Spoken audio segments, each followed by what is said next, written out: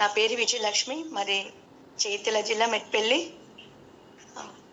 నేను ఫస్ట్ 2006లో ఒక ప్రోగ్రాంలో నాకు అసలు ఫస్ట్ అమ్మది పాట విన్నాను. నేను అందరూ గ్రూపులో ఉన్నప్పుడు ఎక్కడో ఉన్న అబ్బాయిని చూసి ఆశీర్వదించినట్టు ఆ పాట విన్నాక గంత దూరం మేము వెళ్తాము, నాకు గంత భాగ్యం ఉందా, నాకు అప్పుడు ఎవరి పాప నేనే ఉన్నాను, గంత దూరం మమ్మల్ని ఎవరు తీసుకెళ్తారు, మాకు అంత భాగ్యం ఉంటే ఎంత బాగుంటుండే, నేను అట్లా చూడాలి అమ్మని, అట్లాంటి అమ్మని చూడాలని బాగా తపనగా ఉండేది. తర్వాత నాకు అక్క పరిచయం చేసింది. ఆ 3 days ప్రాసెస్కి వచ్చినాక 2 times నేను అక్కనే నాకు అమౌంట్ లేకుంటే బస్కు కట్టేది నేమం వెళ్ళడానికి. అప్పుడు బస్సులో నేమం వెళ్ళేది, కట్టినా నాకు అసలు చాయిస్ రాలేదు. తర్వాత నాకు తెలియకుండానే నేను మన సిరిసిల్ల నుంచి నాకు ఫ్రీ బస్లోనే భగవాన్ దర్శనంకి వచ్చాను. నేను అప్పుడు పాపని తీసుకొని 1 year పాపని సంకలు వేసుకొని వచ్చాను. నాకు అప్పుడు హార్ట్ ప్రాబ్లం ఉండేను, తర్వాత అస్తమా ప్రాబ్లం ఉండేను. నాకు ఆ ప్రాబ్లంతో నేను అసలు ఆ ప్రాబ్లం ఉందన్న సంగతి నేను చూడాలన్న ఒక సంకల్పంతో వచ్చాను. అక్కడికి వచ్చిన మరుక్షణమే భగవాన్ చూశాక నాకు తెలియకుండానే నా హార్ట్ ప్రాబ్లం పోయింది, నా అస్తమా ప్రాబ్లం పోయింది. నేను ఎంత ఆరోగ్యవంతురాలు అయ్యానంటే అసలు నాకు తెలియదు అది పోయిందన్న సంగతి కూడా. అప్పటి నుంచి నేను ఆరోగ్యంగానే చాలా బాగున్నాను. తర్వాత మళ్ళీ దర్శనం ఉంది, భగవాన్ దర్శనానికి. అప్పుడు మళ్ళీ వచ్చాను, అప్పుడు డబ్బులు పెట్టుకొని వచ్చాను, అది టెంపుల్లో. అప్పుడు పాపకి ఐషు 3 years వరకే అని చెప్పారు. అప్పుడు నేను నాన్న దగ్గరికి దర్శనకు వచ్చాను.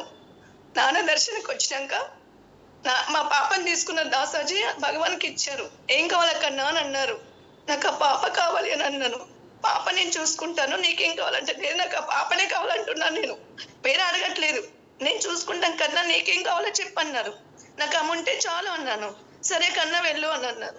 థ్యాంక్స్ అని వచ్చాను. వచ్చిన 6 monthsకి పాప 2 years పడింది. పాప కొలాప్స్ అయిపోయింది పడేసి. ఒక 8 hours ఆమె అన్కాన్షియస్ లోనే ఉంది. భగవాన్ నువ్వు నాకు మాట ఇచ్చారు కదా, నాకు పాప కావాలి ఇవన్నీ అన్నారు. అంత ఇదైన అమ్మాయి ఎక్కడ స్కానింగ్ పట్టలేరు, ఎవరు పట్టలేరు. లాస్ట్ లో పాపని భగవాన్ అందరు ప్రేర్ చేస్తారు నా పాప కోసం. నేను ఎంత ఇదిగా అంటే భగవాన్ని తీసుకొచ్చి నా చేతిలో ఆ పాపని పెట్టారు. ఈ పాపకి ఏం లోటు లేదుగా, బాగుంటుంది అని పెట్టినాక 4 o'clockకి మెలకొచ్చింది. నైట్ 8 o'clockకి పడిపోయిన అమ్మాయి మార్నింగ్ 5 o'clockకి 4 o'clockకి నేను బాగా ఏడుస్తున్నాను, నామజపం చేస్తున్నాను. ఆ 4 o'clock 5 అయింది. అప్పుడు పాపని తీసుకొచ్చి నా వల్ల పెట్టేసరికి పాప కదలికలు వచ్చినాయి. థ్యాంక్స్ నాన్న అని. అప్పటి నుంచి ఇప్పటి వరకు నా తల్లిని నేను ఎప్పటికీ మరవలేను. అదే కాకుండా ఇంకెన్నో మెరకిలు. నాకు ఇల్లు కావాలనుకున్నాను, నేను ఎలా అయితే అనుకున్నానో అలాంటి అనుగ్రహమే. హోమాలో 10లో నేను నవరాత్రి హోమాలో పాల్గొన్నాను. అప్పటి నుంచి ఇప్పటి వరకు నేను హోమాలో తప్పకుండా పాల్గొంటున్నాను. అప్పుడు నాకు ఇల్లు ఇచ్చారు, నాకు ప్లేస్ కావాలమ్మంటే ప్లేస్ ఇచ్చారు. నాకు ఇప్పుడు పాపకి చాలా బాండు. ఎంత అనుగ్రహం అంటే ప్రతి క్షణం నేను అడగడమే ఆలస్యం, నాకు ఏదో రకంగా ఇంటి ఇవ్వడం. అలాంటి అనుగ్రహాన్ని నాకు ప్రసాదిస్తున్న శ్రీ పరంకరణ పరంజ్యోతి భగవతి భగవానికి ఇచ్చి, అదే కాకుండా నాకు ట్రాన్స్ఫర్ అయింది. నాకు మారుమూల గ్రామంలో నాకు తెలియకుండానే నాన్న నేను ఇంత దూరం వచ్చాను, మన ప్లేస్కి మనం వెళ్దామంటే ఎక్కడైనా నేను ఉన్నాను కదా కన్నా అని అన్నారు. అది నేను మర్చిపోలేని అది సిచ్యువేషన్. లేదు నాన్న మన ఇంటికి మనం వెళ్ళిపోదాము, అక్కడైతే వాళ్ళందరూ ఉన్నారు కదా, మన కుటుంబం ముందు వెళ్దాం నాన్న అంటే అడగడమే క్షణము.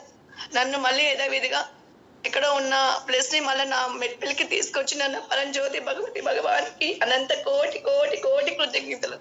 థ్యాంక్ యూ సో మచ్ అమ్మ భగవాన్. చాలా ఉన్నాయి కానీ థ్యాంక్ యూ అమ్మ, నాకు ఈ అవకాశం ఇచ్చినందుకు మీకు శతకోటి ప్రణామాలు. నా డ్యూటీలో కూడా నేను 5,000 తోని ఈ డ్యూటీలో ఇక్కడ భగవాన్ దర్శనంకి వచ్చాను. ఇప్పుడు నా సాలరీ 75,000 దాకా తీసుకెళ్ళిన నా పరంజ్యోతి అమ్మ భగవానికి కోటి కోటి కృతజ్ఞతలు, శతకోటి ప్రణామాలు. Thank you so much. I love you Amma Bhagavan, I love you so much. Thank you దాసాజీ.